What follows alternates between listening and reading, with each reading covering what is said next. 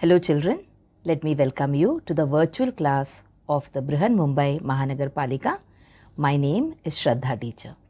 Children, we are in the middle of this COVID-19 pandemic and because of that we are not able to go to school, but that doesn't mean we are going to stop learning.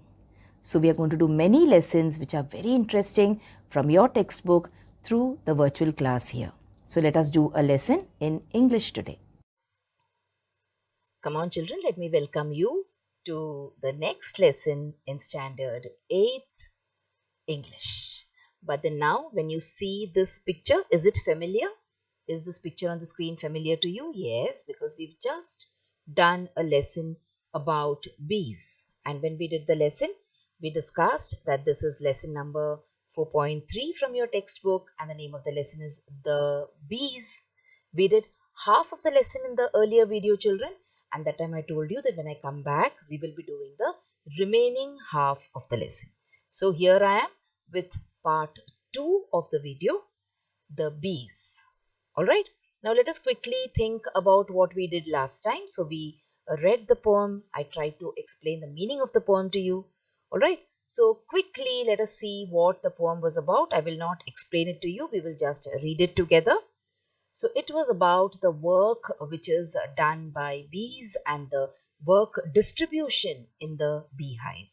Okay, and the responsibilities that these tiny creatures take up and the way they live up to these responsibilities and set an example for us about how we should maintain discipline, how we should do hard work in our lives. So the bees, so work the honeybees, creatures that by a rule in nature teach the art of order to a peopled kingdom.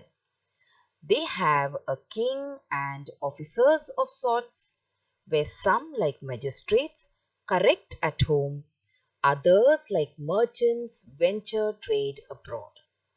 Others like soldiers armed in their stings make boot upon summer's velvet buds, which pillage they with merry march bring home.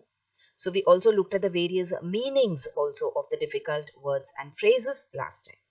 So in case you have missed the earlier video, you can always go back and see that video, or you can pause the video here and try to make out the meanings, and you can also try and understand what this poet wants to tell you.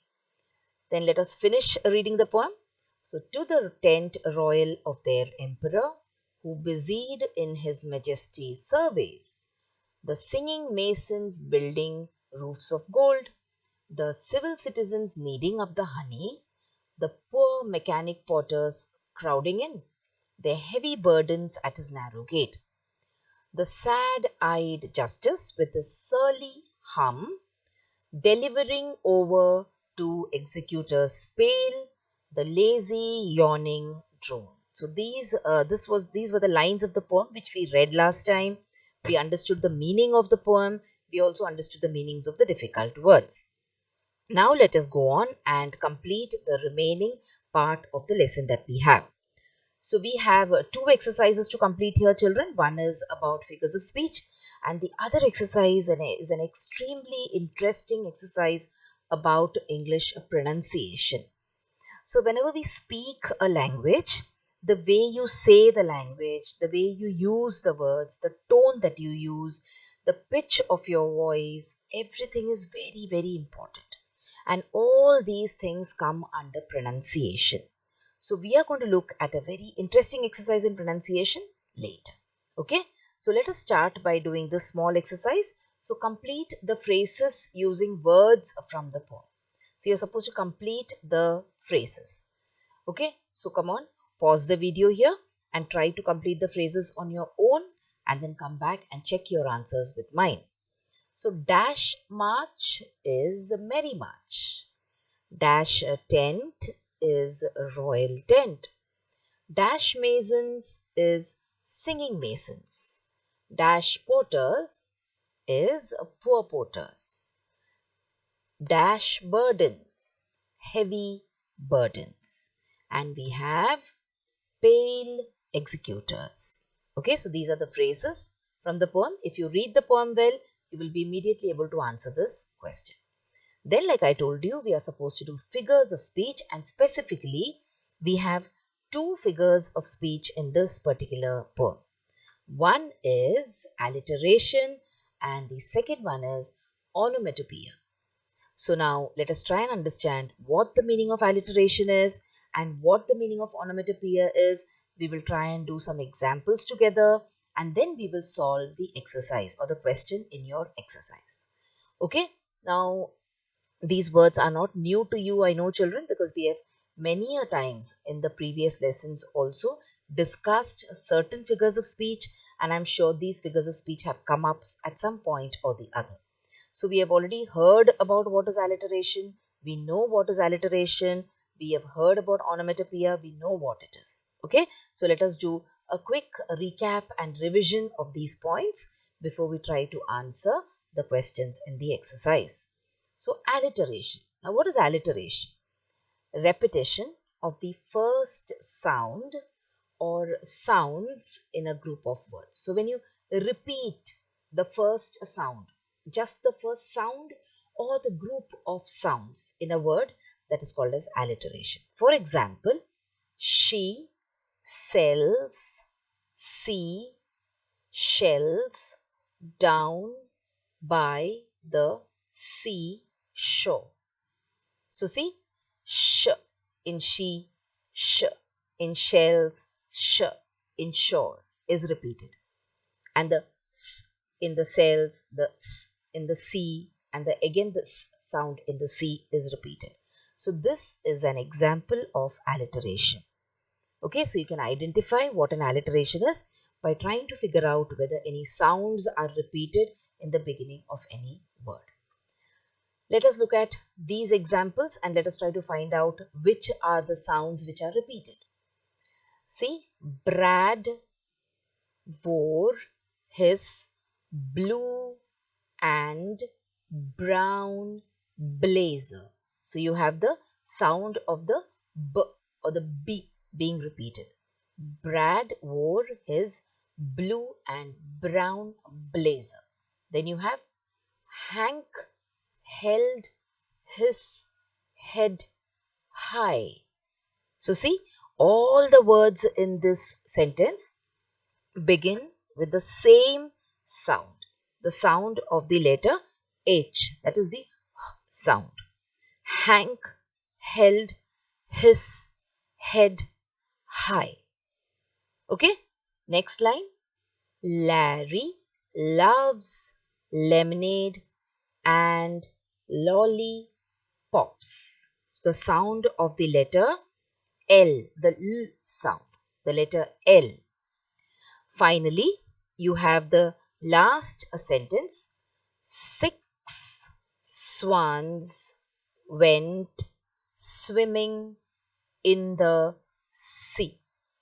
So can you see the sound of the letter S is repeated at the beginning of so many words. Okay, so these are all example sentences for alliteration. So we've seen 4 examples here for alliteration. All right, now you have to find out answers for your textbook. Find any 2 alliterative lines in the poem. So, to the tent of their emperor. So see, to, the tent. So the t sound is repeated. The and there, the sound is repeated. So see, to the tent of their emperor. All right. So the T and the T in the to and the T in the tent are sounding similar, and the TH in the and the TH in the there sound similar. Then you have the civil citizens needing up the honey. So you have civil citizens, and the also you can write, but it is the same word. Okay, so naturally the sound will be the same. So you picked up civil citizens over here. Okay, so these are the alliterative lines from our poem. Now let's go to the next figure of speech that we have to talk about, and that is onomatopoeia. Now words are sometimes used to imitate the sounds that we hear. Words are used in order to represent certain sounds, and those words are called as onomatopoeia. Look at the spelling: onomatopoeia, but we call it as onomatopoeia. Okay, so words which denote sound basically are examples of onomatopoeia. And whenever such a word occurs in a sentence in a poem, then you can always pick it up as an example of onomatopoeia. Okay, so this is how you will identify examples of onomatopoeia. See here, these words are usually associated, or when you see such words, you can safely say that these are examples of onomatopoeia. Buzz, whoosh, boom. So see, when I say buzz, the sound which the bee makes is also buzz, isn't it? Whoosh, boom. So these are all sounds, and these are words which depict those sounds. Then we have all these words. When they occur in a sentence in a poem, we can call that sentence as an example of onomatopoeia. Boing, pop, ouch, splash, smash, wow, buzz, boom, oops, bam, and many, many more examples also. Okay, so these are the sounds of the actual, these are the words which are the actual sounds. Sometimes the words can also hint at the sounds. Okay, for example, see here, the eagle whizzed past the buzzing bees. So the eagle flew. So what did he do? He whizzed. So which are the two words which are related to sound here? Whizzed is one word and buzzing is of course the other word. Okay, so these are examples of onomatopoeia. Then you have rip, roar, fire. The gun stutters on. So see, rip, roar. This is the kind of sound that a fire is supposed to make. You must have heard, if you go very close and stand to a fire, sometimes we make these bonfires or shekoti as we call them during the cold season. When you go and stand there, you will hear sounds of rip, roar in the fire happening. So that is a example of onomatopoeia. Stutters, the gun. Have you seen people on the TV or sometimes in a video game, how they use a machine gun or some guns? They make the stutter stutter sound. So that is a stutter. Alright, so these are also examples of onomatopoeia. Now again, let's come back to our textbook and try to pick up lines that contain onomatopoeic words. Okay, so you have the sad-eyed justice with his surly hum. Okay, so now the justice is what here? In this case, it is a bee only. So the bee will hum. All bees hum. But then we saw the meaning of surly also when we did the poem. Here surly means rude. Okay. So the justice is very sad-eyed because why? He's going to send people to execution. That is why he's sad-eyed. Alright. And he's got a surly hum also. So now the hum is hinting at a sound. So it is an example of onomatopoeia. Then you have the lazy yawning drone. So when you yawn, you make a sound. Alright, so this is an example, one more, of onomatopoeia. Let us look at some more examples here. With his surly hum is an example. The lazy yawning drone is an example. Now, we come to the next exercise where it is also in a way connected to a figure of speech imagery. But then they have not used it to talk about imagery. They are talking about you have to pick up lines that create an image in your mind of bees who are busy at work. So when I am saying a teacher busy teaching in the class, what do you see in your eye, in front of your eyes? Close your eyes. What do you see in your mind? You see a teacher standing with a chalk on the board, isn't it? So here when you say that bees who are busy at work, so you're supposed to pick up some lines where you get this image of bees which are busy at work. So I've picked this up. The singing masons building roofs of gold. So when I say this, immediately this image comes to my mind. Roof of gold and the singing masons. That is the bees who are building the roofs of gold. Alright. Then you have the civil citizens kneading up the honey. What is the meaning of kneading up? We saw it means mixing up. So see here. So these are all the citizens. Okay, the citizens of the beehive, and see, they are mixing the honey. So this is the image which comes to your mind when you read this particular sentence. Now the image which has come to my mind is this. Okay, you can also, when I say kneading means mixing, you can also get an image of someone mixing something in the kadai when cooking. Okay, someone mixing up cake batter. So you can use that image also. You can think about those images also. So that was about the exercises from the textbook. Now, like I told you, we have a very, very interesting exercise to do on pronunciation. And that is, we are going to talk about syllables. So now, what are syllables? Now, there is a word which is very close to this word, and we have been hearing it again and again in school, and that is syllabus. Now, syllabus means whatever you have to study. Okay, that is different. This is syllables. Syllables. So what is the meaning of syllables? Let us try to understand the meaning of this word syllables. Remember, syllables has got to do with words. It has got to do with the way you say words, the way you use your pronunciation, the way you pronounce words in English. Okay, so let us try to understand what the meaning of syllables is.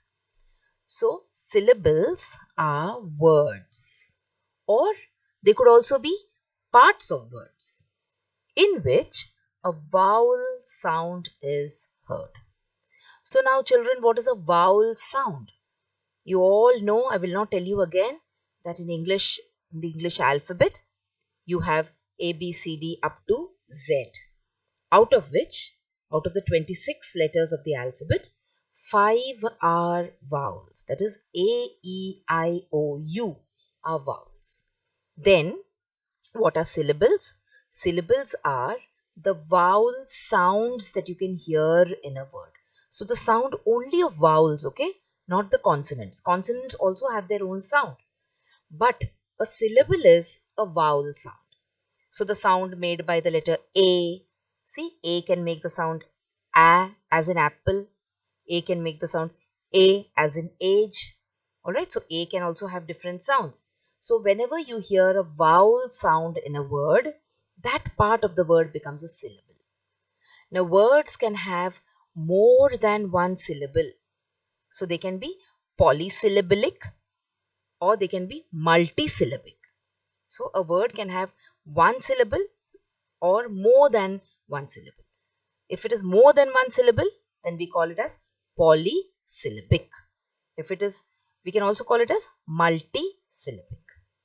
Okay, so that is not what we are looking at now. We are not going to count the number of syllables here in this particular lesson. We are just trying to understand stress on syllables in this lesson. Okay, certain syllables are stressed and certain syllables are not stressed. Now, what is the meaning of stressed? If a word has got more than one syllable, just now we saw polysyllabic or multisyllabic, then one of the syllables will be longer and higher in pitch than the others. So, if a word has got 3 syllables, then what will we do? One of the syllables, one out of the 3, will be said louder and longer. And these kind of syllables are called as stressed syllables. Okay, so what is a stressed syllable? In case there is a word with more than one syllables in it, one of them is said louder than the other two. So that is called as a stressed syllable. So how will you stress a syllable? What is so you can say difficult about stressing? Nothing.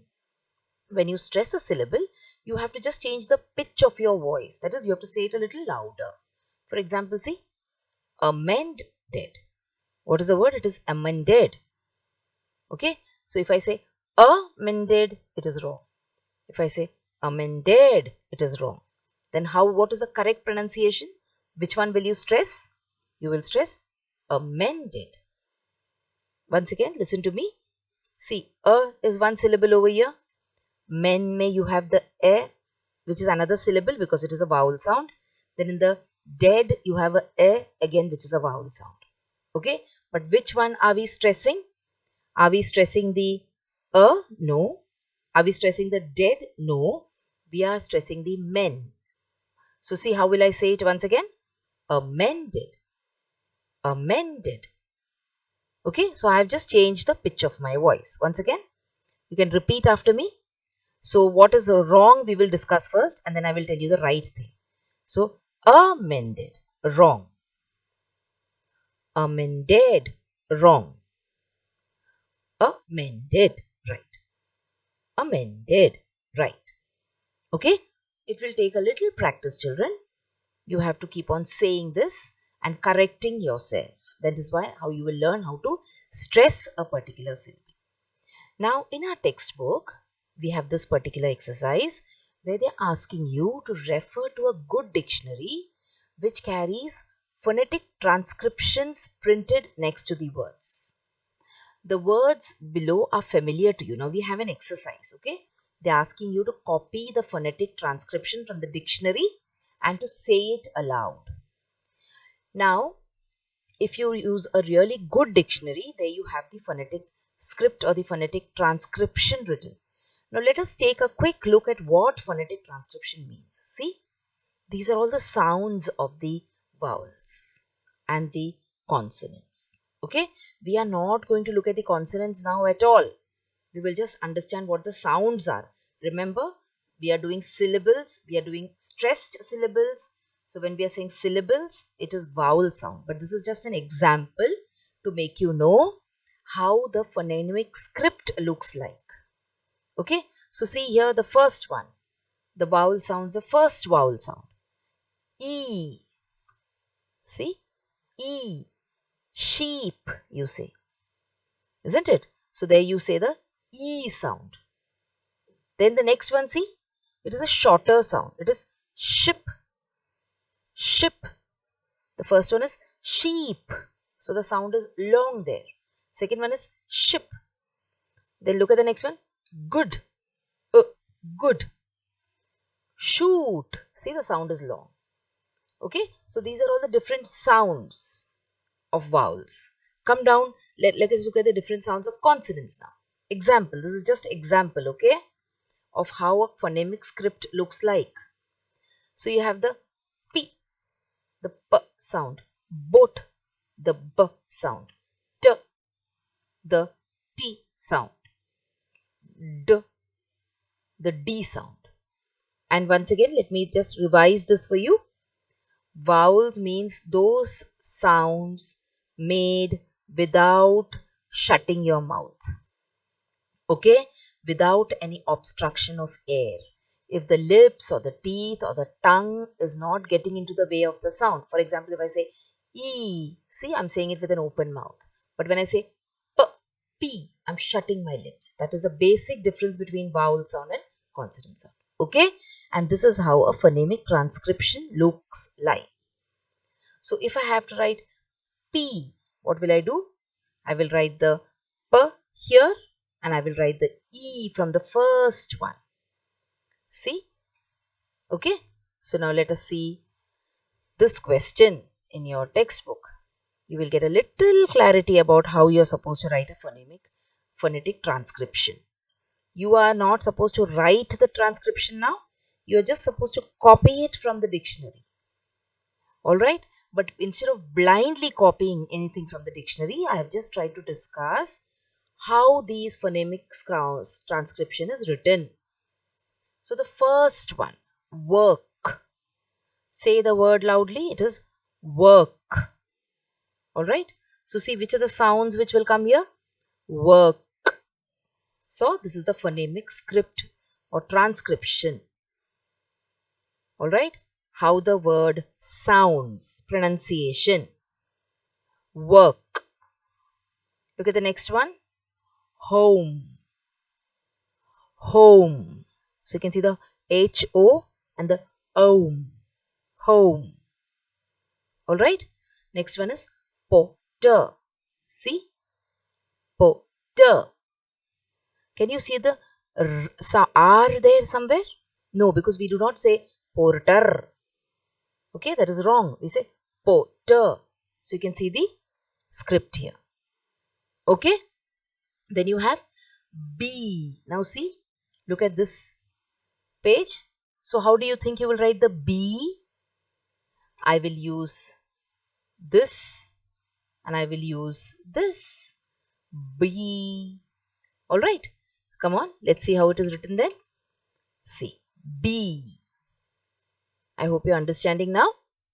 The B sound, the B for the B sound, and the I with a dot for the E-double-E, because it is B. If it was B, then I would not have added the dot on top. Then you have mason. See, mason. It is not mason. So we say mason. Now we are just talking about the script. We are not talking about stressing on any syllable. We are just working on the script now. Then you have boot. So see, boot. Alright, once again let's go back and see this is the ooh. Can you see? Alright, then you have the b here. For writing boot, how will you write? The b, then the oo and the t.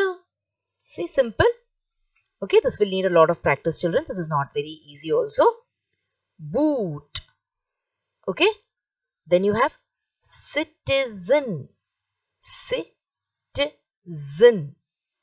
Now here the sound of the C is the S sound. In many places the sound of the C can also be the K sound. Okay, for example, clock. See there the C has got a K sound in the beginning. Here the C has a S sound in the beginning. So what I would suggest is, if this is very new for you and this is a little confusing also for you, you can again rewind the video and watch it. Okay, and these things, that is how to write phonemic transcription and how to understand what is a phonemic script for words, it takes practice. So you have to keep on doing this again and again and again in order to understand it. Alright, now we come to stress. Now you know what a syllable is, and you know what is phonemic. This is also, transcription is also, we have done that exercise also. Now let us look at some stressed syllables. So see, this is ice cream. Ice cream. So see, your focus is on the ice cream. You do not say ice cream. That is wrong. Okay? Ice cream. So come on, you should keep repeating this after me. Alright, the stress is on the first part. Ice cream. Look at this. The words are the same, meanings are different. The first one is discuss. See, so the dis is said loudly and the cuss is said softly, because here it is a noun. The discuss is a noun here. Okay, what is the discuss? The person is holding it in his hand. You can see it is a sport where you throw it. Discuss, throw. Okay, so what is the word here? It is discuss. And look at the other one where two people are talking. It is a verb. Okay, discuss. I hope you're understanding it now. Once again, the first one is discuss and the second one is discuss. Alright, so that is why English pronunciations need to be practiced, and it is not so that all the pronunciations are always right. Sometimes we make mistakes because it is a foreign language, but we are trying to learn. Alright, that is the important thing, that we are trying to learn. Okay, now let us look at these words also. See the first one, it is P-H-O-T-O-G-R-A-P-H. There are three syllables in this. P-H-O has got one syllable, T-O has got one syllable, G-R-A-P-H has got one more syllable. So three syllables. Okay, why? Because the P-H-O has got the vowel sound of O, the T-O has got the vowel sound of O, and the G-R-A-P-H has got the vowel sound of A. How will you say this? You will say photograph. Photograph. The first syllable is stressed. Look at the next word. Same word, we have just added a little bit to it. Okay, we are saying photographer. So how will you say this? Photographer. See the difference? The first one was photograph. This one is photographer. Third one, photographic. Photographic. See, I'm saying it very plainly first. Then we will say it with the stress. So the third one will be said photographic. Photographic. So the same word with a little change, but see how the syllables, the stress is changing, it is shifting. Okay, so the first one, it is photograph. Second one is photographer. Third one is photographic. Okay, so this is how the stress is used in syllables. Some more examples, let us see. See, this is product. What is it? Product. So you're stressing the first part. This is production. Okay, so if someone says product, it means it is wrong pronunciation. But if you have understood, it is well and good. The second one, if we say production, it is wrong. If you say production, it is wrong. So what is right? Production. Okay, look at the next one. Technology. Technology. And technique. Technique. Okay, next one. Politics. Politics. And politician. Politician. Okay, children. So this is how stressed words, or how this is examples of how certain syllables are stressed in the English language. Now, let us come to the exercise from your textbook before we wind up this lesson. So say the following words aloud and put the stress mark on the stressed syllables. So now here I have broken up the words into syllables. So the first one is creatures, creatures. Alright, where we have two syllables. So how will you say it? See, you will say creatures. So in the dictionary, when you search, you will see this small mark. So whichever is stressed, the mark will be on that. So you have creatures. Okay. Next, see, you have executor. Executor. Next one, delivering. Delivering. Next, magistrate. Magistrate. Next one, burden. Burden. Next is mechanic. Mechanic. So you see how words are stressed. So when you look into the dictionary the next time, and when you see these marks, you should understand that this is the way the word is stressed. But children, let me also tell you that we have thousands and thousands of words in the English language. So it is very difficult for anyone, for you as a student or for me as a teacher, to remember exactly which word is stressed where. We are just trying to gather more knowledge about stress, about syllables, etc. Okay, so this was the second part of the lesson, the B's, where we again looked at certain exercises in the English workshop part. We had done the first part of the lesson previous time when we were doing the first video. In this video, we did some exercises based on figures of speech, and this very interesting, a little tricky and difficult of course, but a very interesting exercise on how to identify which syllable is stressed in a word. Alright, so that is all for today, children. Thank you so much.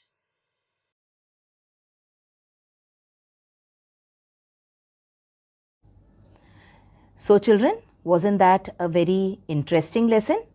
I'm sure you learnt a lot of new things in this lesson.